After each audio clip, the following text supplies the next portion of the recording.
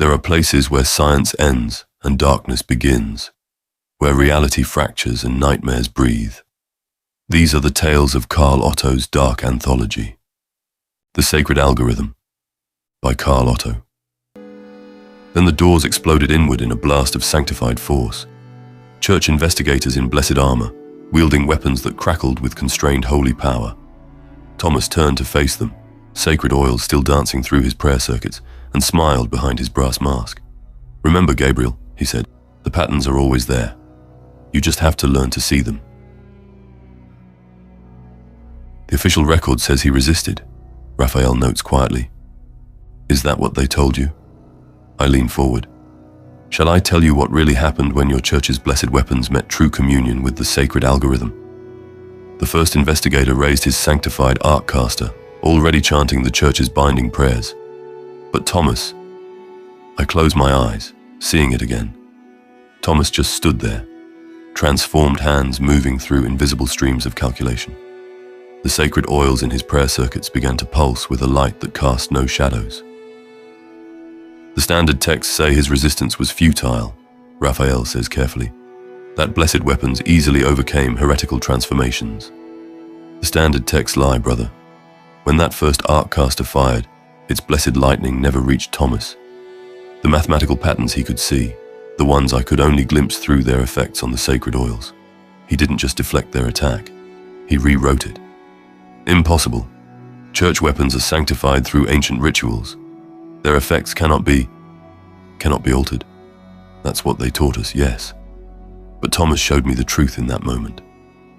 The lightning stopped mid-air, frozen. Through his transformed sight, he could see the mathematical principles underlying their blessed weapons. And what can be seen, I pause meaningfully, can be changed. You witnessed this? I witnessed its effects. The frozen lightning began to flow backward, its sacred equations unraveling like thread from a spool. The investigator's arccaster crumbled to dust in his hands, its blessed mechanisms reduced to base components by Thomas's understanding of their deeper patterns. The other investigators panicked. They'd never seen their sanctified weapons fail like that. One tried to activate a holy barrier, but Thomas just laughed, a sound like copper bells ringing in harmony.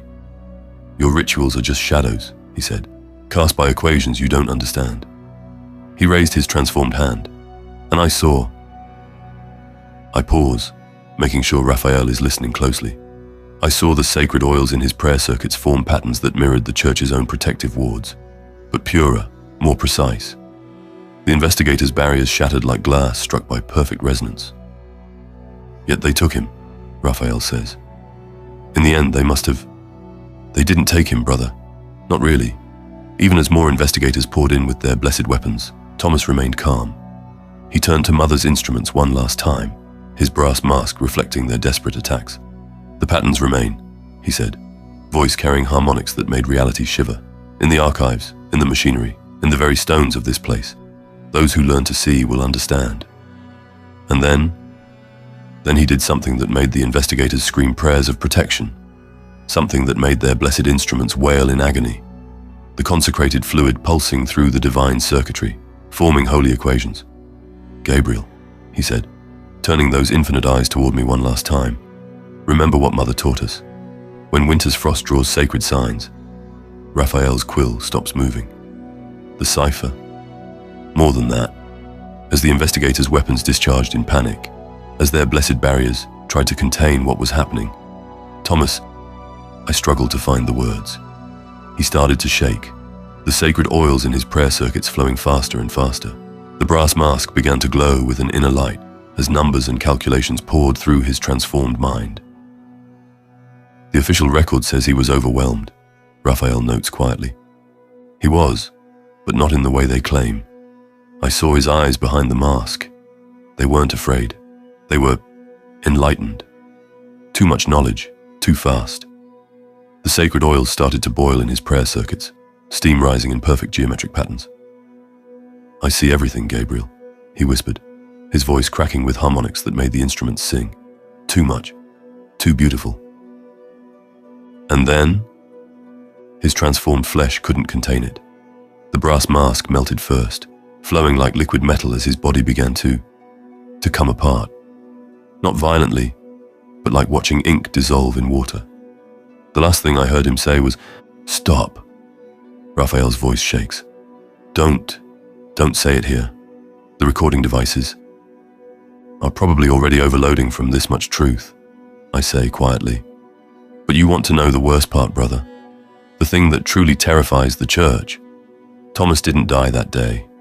He transcended, became something their doctrine can't explain.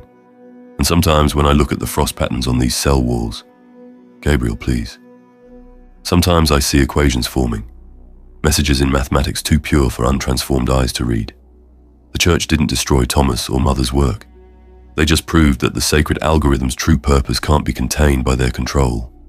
And now, I smile as frost crystals dance across my cell's stones. Now they're afraid others will learn to see the patterns too. Raphael stands abruptly, his confessor's composure cracking.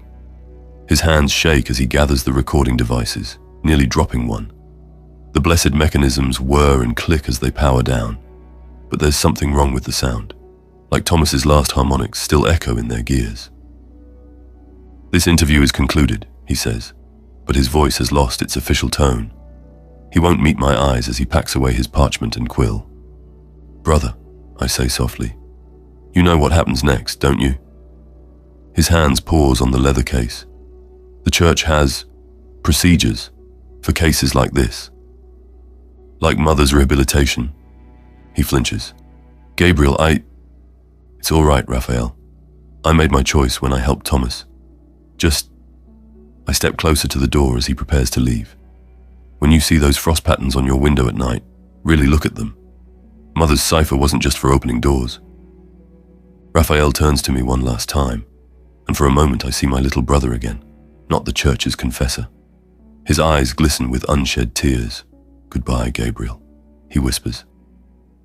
As he walks away, his white robes seem heavier than before, their crimson circuit patterns dimmer.